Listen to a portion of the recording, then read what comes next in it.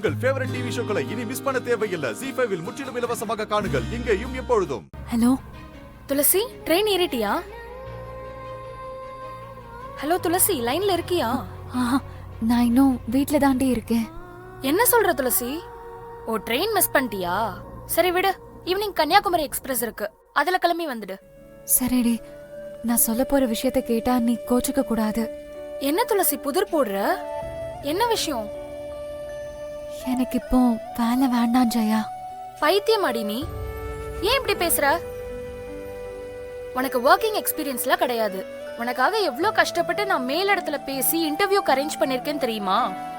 நீ என்னடானா இப்படி பேசுற? என்னாச்சு உனக்கு? கோவப்படாதடி, நான் சொல்றத கொஞ்சம் பொறுமையா கேளு. வேற என்ன பண்ண சொல்ற? சரி, என்னன்னு சொல்லு. என் உயிரை காப்பாத்திக்கிறதுக்காக நான் இந்த வீட்டுக்குள்ள வந்தேன்.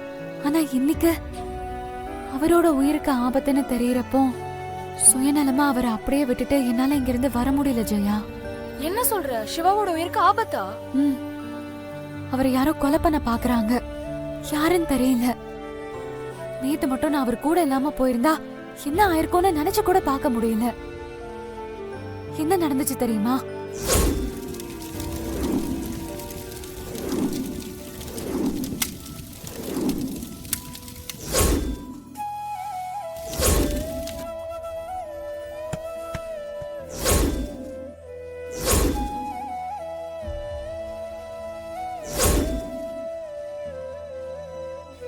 நீ சொல்றதெல்லாம் சரிதான் துளசி, ஆனா நீ இப்ப இருக்க நிலைமையில இதெல்லாம் உனக்கு தேவையா? இல்லடி, அவரோட உயிருக்கு ஆபத்துன்னு தெரிஞ்சும் அவரை விட்டுட்டு வந்து ஏதாவது ஆயிடுச்சுன்னா அந்த குற்ற உணர்ச்சி வாழ்நாள் ஃபுல்லா என்ன குத்தி கொன்னுடும்டி. எனக்கு என்ன சொல்றதுனே தெரியல துளசி. ஒண்ணு அவங்க வீட்ல சொல்லிடு, இல்லனா போலீஸ் கிட்ட சொல்லிடு. முதல்ல நீ கிளம்பி வா இங்க. நீ சொல்றது சரிதான், ஆனா அவரை கொலை பண்ண முயற்சி பண்றவங்க யாருன்னே தெரியலையே.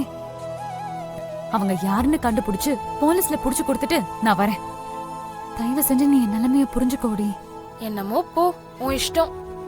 வேலையை முடிச்சிட்டு சீக்கிரம் வர வழிய பாரு. போனை வச்சிடுறேன் நானு. சரி.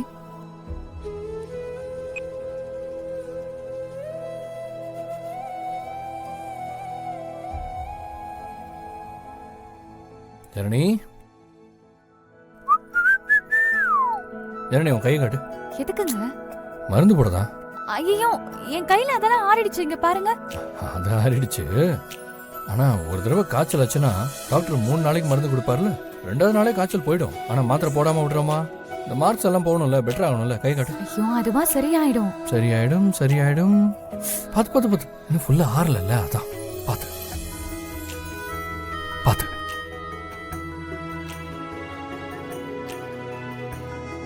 பாத்து பாத்து. இப்படி ஒரு நல்ல ஹஸ்பண்ட விட்டுட்டு எங்க போயிட்டீங்க ஜனனி? இப்படி அக்கறையா பாத்துக்கிற ஒருத்தர் எல்லாருக்கும் கிடைக்க மாட்டாங்க. இப்படிப்பட்டவரை யார் கொலை பண்ண முயற்சி பண்றாங்கன்னு தெரியலையே. ஏன் எதுக்கு இந்த கேள்விக்கு பதில் தெரியாம எனக்கு குழப்பமா இருக்கு. அது மட்டும் இல்லாம என்னால எப்படி கொலைகாரனை கண்டுபிடிக்க முடியும்? நடந்ததை இவர்கிட்ட சொல்லி எச்சரிக்கை பண்ணலானும் இருக்கு. ஆனா எப்படி சொல்றது இவர்கிட்ட?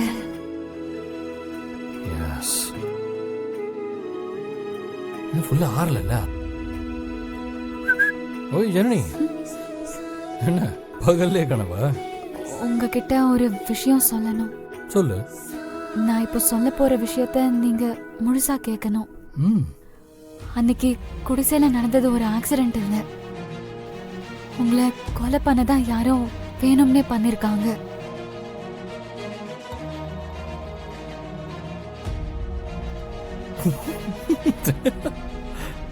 அப்படியா? ஜனனி, அன்னைக்கு நடந்த விஷயம் உன்னை தேவையில்லாம ரொம்ப டிஸ்டர்ப் பண்ணிருக்கு. குடிசை எரிஞ்சது தற்செயலா நடந்த ஒரு ஆக்சிடென்ட். ஐயோ, அடிச்ச காத்துல எங்கிருந்தோ வந்த தீப்பட்டு அந்த குடிசை அப்படியே தீ பிடிச்சிருக்கு. அவ்வளவுதான். உங்களுக்கு எப்படி சொல்லி புரிய வைக்கிறதுனே எனக்கு தெரியல. தீ பிடிச்சு எரிஞ்ச இடத்துல பெட்ரோல் வாசனை அடிச்சுது. எனக்கும் முதல்ல அது வித்தியாசமா படல. ஆனா அப்புறமா தான் அது சாதாரணமான விஷயம் இல்லைன்னு எனக்கு தோணுச்சு. ஜனனி, என்ன யார் ஜனனி கொலை பண்ண ட்ரை பண்ண போறா? அதுவும் இந்த எதிரிங்க இருக்கிற அளவுக்கு நான் அவ்வளவு பெரிய ஆள்லாம் கிடையாது. நீ தேவையில்லாம மனசை போட்டு குழப்பிக்காத. நீ மலேசியாவில் வளர்ந்த பொண்ணு, உனக்கு இந்த மாதிரி விஷயத்தெல்லாம் பார்க்குறப்ப இந்த பயம் வர்றதுல ஒரு இயற்கையான விஷயம்தான். ஸோ நடந்த விஷயத்த மறந்துடு. அது வெறும் ஒரு ஆக்சிடென்ட் மட்டும்தான், அவ்வளோதான். ரிலாக்ஸாக இரு. மருந்து அளவிற்கேன் தேவையில்லாமல் துணியெல்லாம் மடிச்சிட்டு இருக்காது, சரியா? பார்த்துக்கோ. கடவுளே, இவரை நான் எப்படி நம்ப வைக்க போறேன்னு தெரியலையே. நடந்தது தெரியாம பேசுறாரு, என்ன பண்றது? அண்ணா வணக்கண்ணா, நான் தானே ரிப்போர்ட்டர். நீங்கள் சொல்கிற வேலையை பர்ஃபெக்டாக முடிச்சு கொடுத்துறேண்ணா.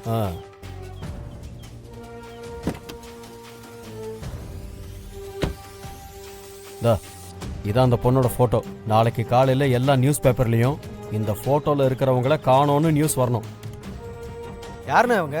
இது என் பொண்டாட்டி, பேர் துளசி, வயசு 25, நிறம், இளம் பெண், காணவில்லை, கண்டுபிடித்து தருபவர்களுக்கு 10 லட்சம் சன்மானம் தரப்படும்னு ஒரு அட்வர்டைஸ்மெண்ட் வரணும்.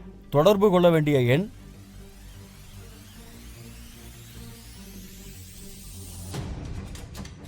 அப்படின்னு போட்டு விடு, சரியா? சரிண்ணா. ம், நீங்கள் சொன்ன மாதிரியே நாளைக்கு விளம்பரம் வந்துடுண்ணே. சரி. அந்த பணத்தை எடுறா. இந்தாங்க, இப்போதைக்கு இதை வச்சுக்கோங்க. மீதியை வந்து வேலையை முடிச்சுட்டு வந்து வாங்கிக்கோங்க. சரி வரேண்ணா. ம், சரி. வரேண்ணா. போயிட்டு வா.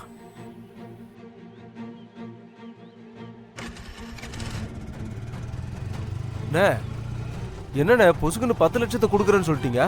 அவ்வளோ பணத்தையா நான் கொடுக்க போறீங்க? யாரா கொடுக்க போற? 10 லட்சம்னு போட்டாதான் யாராவது பணத்துக்கு ஆசைப்பட்டு அவளை எங்க பார்த்தாலும் நமக்கு ஃபோன் பண்ணி தகவல் சொல்லுவாங்க. ஓ, நீங்க அப்படி வரீங்களா?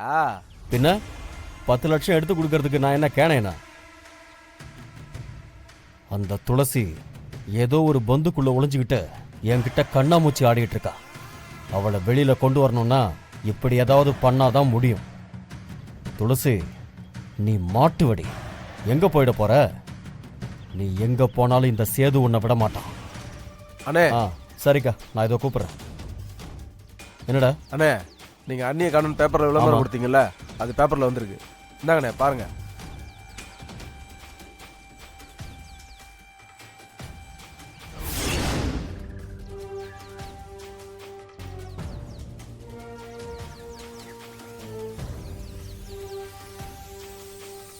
அவ எங்க ஒளிஞ்சிருந்தாலும் யார் கண்ணிலையாவது படுவா.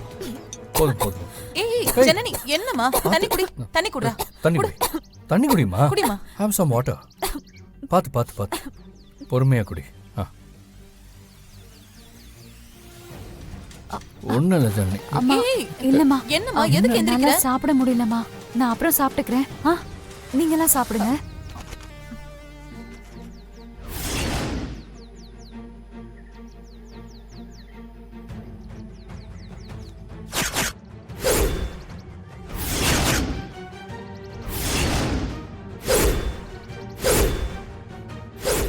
ZEE5 ஆப்பை டவுன்லோட் செய்து அனைத்து எபிசோடுகளையும் இலவசமாக பாருங்க.